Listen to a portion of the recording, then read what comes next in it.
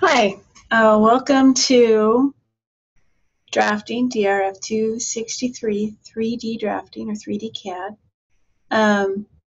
We are going to use SolidWorks in this class to pursue 3D drafting, and we're going to do a little printing on our 3D printer and actually create solid real-world versions of the things that we draw, because that's the best way to make sure that we're drawing what we think we're drawing. So we won't print everything. But we'll do a few prints throughout the course of the term, and we should have some fun. I do want to take a couple of minutes and kind of give you a short orientation into the course. Everything you need is in eCompanion, so I'm going to go ahead and share my screen. This may blip a little bit, I'm not sure, but hold tight.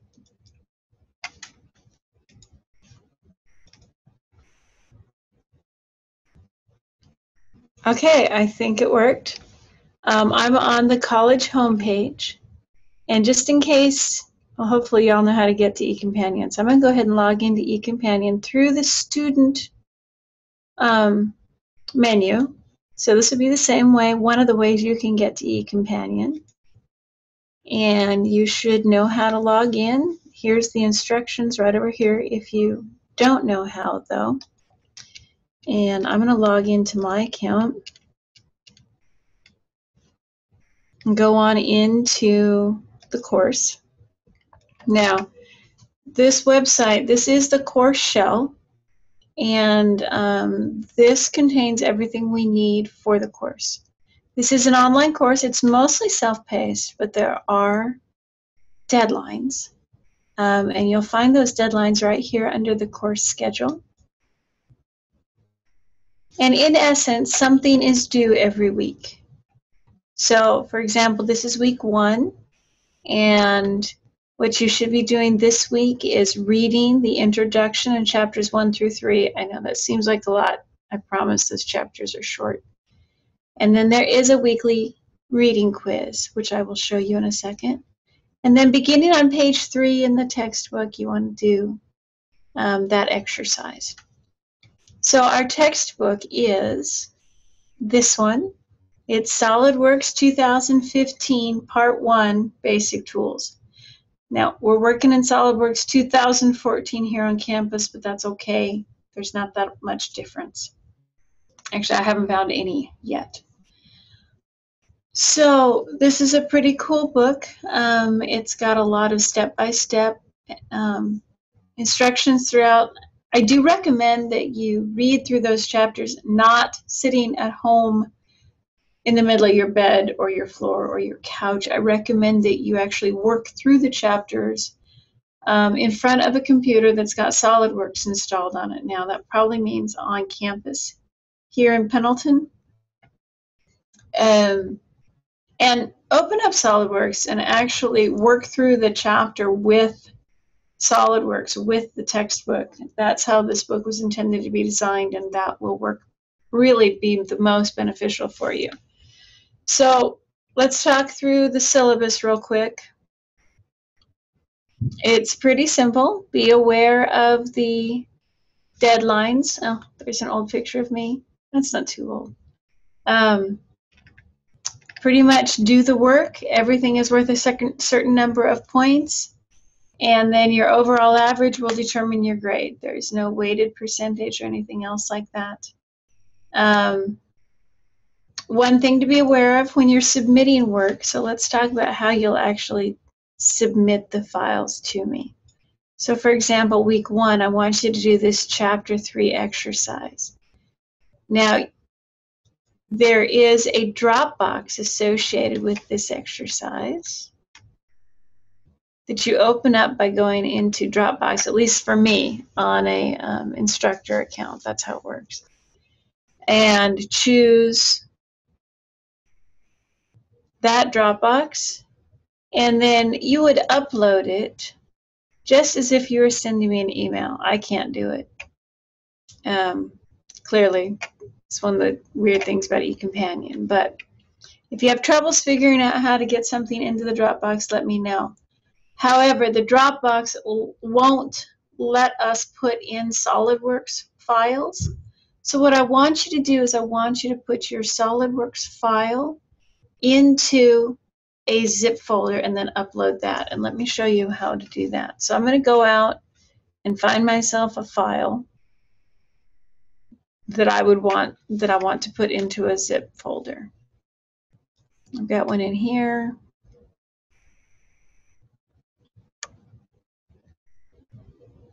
Maybe. All right, hang tight.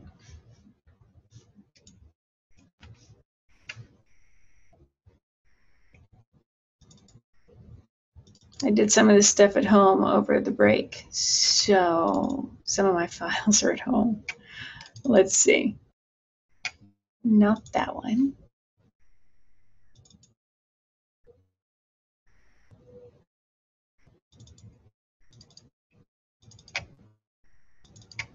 There we go. Okay. So these are both SolidWorks files. SolidWorks saves its files with an .sldtprt. That's sort of short for SolidWorks part file. And if we tried to upload this into the Dropbox on eCompanion, it would yell at us. So let's say, though, that I wanted to upload both of these files. I'm going to highlight both of them, and I did that by first clicking on the one, then holding down Control and clicking on the second one. That selects both of those files. Now I'm going to right-click, so I'm going to push my right mouse button. And when my computer decides to do it, there we go. We get this little pop-up menu. And we're going to click. If we hover over Send To, we get a lot of options. The one that I want to choose is Compressed Zip Folder. If I choose that, then it gives me the option to rename it. Please put your last name in the chapter on your zip file so that I know that it's in the right Dropbox. I'm going to leave this one like this. And now this, I think you should be able to upload into eCompanion, into the Dropbox. If you have any problems, though, let me know. Email is a great way to contact me. This is actually the first time I've tried to do this within eCompanion. I generally do something a little different, but I think this will work. We'll talk about alternatives if it doesn't work. But this you should be able to upload into eCompanion, and then I can download it and I can unzip it, and I will have those two files inside that zip folder. So again, if you have any troubles or if that's confusing, please let me know and come see me before the assignments are due, and we will figure out an alternative, or I'll help you figure out what's going on. So that's about it, really. There will be some exercises for which you need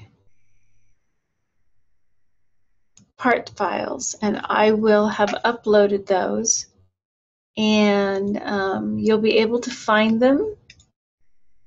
In general, if you need a part file, let's see, finding the first one that has one.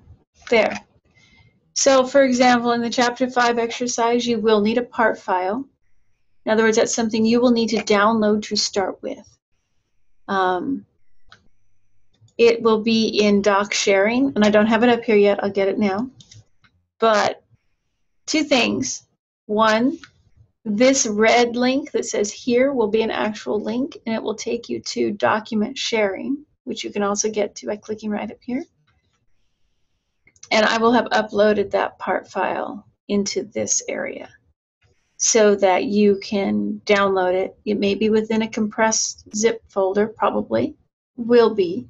If it is, download that compressed zip folder and then expand and then extract it. So I'm going to go back here to my zip folder for a second.